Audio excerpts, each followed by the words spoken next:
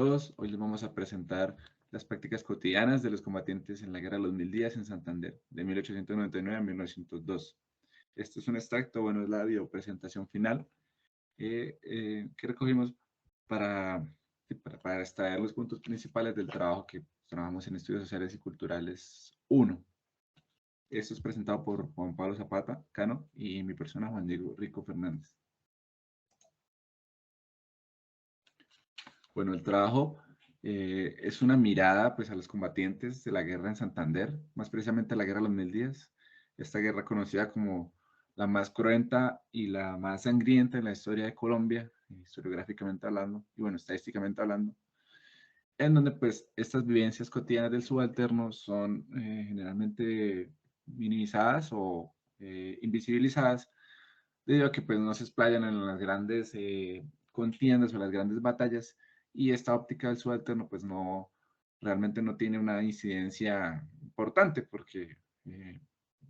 no decide como el futuro del devenir de la guerra, y pues tampoco hace parte como de este prospecto que tienen los grandes generales o los grandes políticos. A su lado izquierdo pueden ver una foto de tres combatientes niños, extraída del texto Artistas en tiempos de guerra, los fotógrafos, de Beatriz González, en donde no solo los adultos combatían, sino también los niños, las mujeres, incluso los adultos mayores hacían parte de esta guerra y de este arquetipo de guerra civil colombiana. La cotidianidad pues en el trabajo se hace presente y hace que nos acerquemos y vamos por instantes qué era el vivir en un asedio o una presión constante de muerte, la incertidumbre, la decadencia, la introspección. Todo esto hace parte pues y está fundamentado con las fuentes que seleccionamos y con los autores en las fuentes secundarias que hacen parte pues respaldando como qué es la cotidianidad y qué son las vivencias cotidianas dentro del subalterno. En relación con la dificultad que ha tenido la historiografía tradicional colombiana para hablar de estos temas de la cotidianidad de los subalternos, es importante mencionar la elección de las fuentes, porque normalmente, pues dentro de esta historia tradicional encontramos una selección de fuentes oficiales, de estadísticas, de grandes literatos, entonces fuentes iconográficas, fotografías, pasan a segundo lado, a una segunda parte, pues Segundo plano. entonces, eh, entonces no fueron tomadas en cuenta, por lo tanto, evidenciar estas cotidianidades es un poco más complejo. Por lo tanto, desde esta investigación que hemos hecho mi compañero y yo, tratamos de enfocarla hacia este tipo de fuentes. Entonces, encontramos el cuaderno de dibujo de Peregrino Rivera Arce, el cual es realizado por un artista que se enlista en las filas del Ejército Liberal, y en este cuaderno empieza a evidenciar lo que ve en su día a día. Entonces en él encontramos distintos matices que nos pueden ayudar, que nos hablan de las cotidianidades. Entonces, en primer lugar, me parece importante hablar de la espacialidad, en donde vemos que este cuaderno consta de múltiples paisajes, en donde Rivera realiza a veces breves descripciones de la perspectiva, como Puente de Peralonso tomado por el occidente, dejando ver con claridad su educación artística y, y ayudándonos a entender las espacialidades en donde se ubican las cotidianidades. Bueno, también es importante ver cómo este artista retrata personajes que no necesariamente hacen parte de las filas de los ejércitos, pero que están imbuidos en este gran conflicto, que es el caso de don Eloy, proveedor del ejército liberal, y pues tiene su respectivo retrato. También es importante entender que las cotidianidades no están ubicadas de, simplemente en la cuestión de la normalidad y la tranquilidad, sino que la cotidianidad también nos puede hablar de sistemas de violencia. Entonces encontramos en estas ilustraciones la representación de los vejámenes de la guerra, como, abro comillas, palo negro, croquis de un soldado muerto al machete, o una carga al machete, o también cadáver de un revolucionario en la trocha de Ocaña, e inclusive cuestiones biológicas que también eran las normalidades, como las enfermedades. Entonces, dentro de este cuaderno podemos encontrar también una obra titulada La Chola Enferma, que también es una anciana, que es lo que nos mencionaba nuestro compañero Pedrico al principio, de que dentro de todas estas filas y todas estas realidades no simplemente hay hombres adultos, sino que también hay niños, hay ancianos, hay mujeres. Entonces, este cuaderno nos ayuda a retratar todo este gran espectro. Bueno, dentro de estas sensibilidades y estas aproximaciones como al devenir cotidiano, encontramos los escritos de Max Grillo, que es un combatiente liberal que es en cauce, que termina la guerra y escribe sus memorias. Eh, Esto hace parte, pues, en relación a los conceptos que iremos detallando a futuro con respecto al lenguaje y al arte, con Jacob Burckhardt y Herder, y en donde, pues, el por qué y para qué el trabajo se relaciona al resaltar cómo vivían el día a día los combatientes de la guerra, enmarcado, pues, en este texto de Más Grillo, pues, se da una perspectiva muy subalterna, todo haciendo un largo etcétera en el que se puede encontrar y abordar las diferentes ópticas y perspectivas.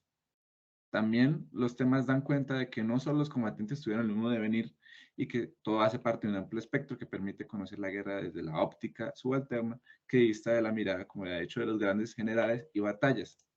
Esta fuente de Iván Ganoa pues también nos permite acercarnos a esa perspectiva artística y estética, en donde es una miniserie llamada Adiós al amigo, donde explaya como estas preocupaciones que tienen los combatientes por volver a sus casas, el retomar sus actividades y el estar presentes ante un statu quo distinto, diferente, al no tener la guerra como cotidianidad y al estar enfrascado pues en dinámicas nuevas propias del siglo XX.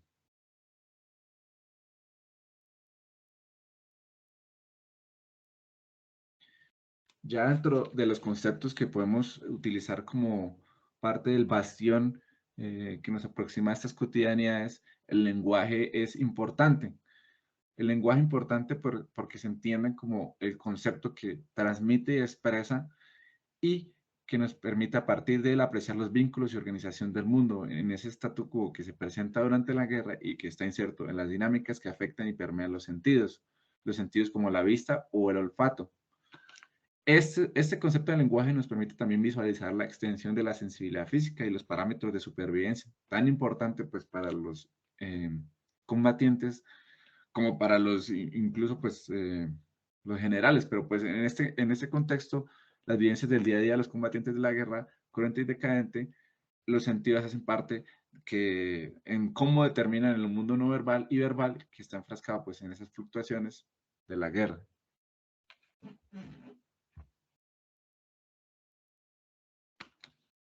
En relación al arte como fuente, partimos de las afirmaciones de Jacob Burckhardt, el cual nos explica de que el arte como producción cultural habla ineludiblemente de sistemas de consensos y lenguaje que se traducen en normalidades. Bien dice Burckhardt, abro comillas, el arte como producción artística en procesos de vinculación social como experiencia multisensorial que permite representar valores vinculantes. Entonces, de esta manera, entendemos cómo lo realizaron los cuadernos, los escritos. En estas bitácoras nos pueden hablar indirectamente de consensos, de normalidades, de mentalidades que podemos traducir y entender en las cotidianidades de estos grupos humanos.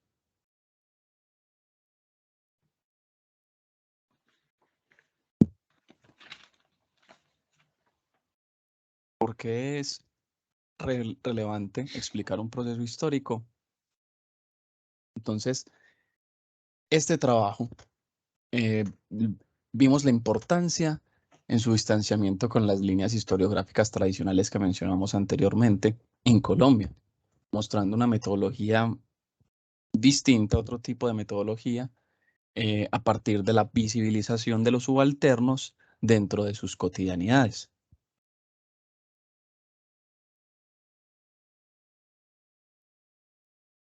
Bueno, ya en las conclusiones que podemos sacar al partir del trabajo, para finalizar,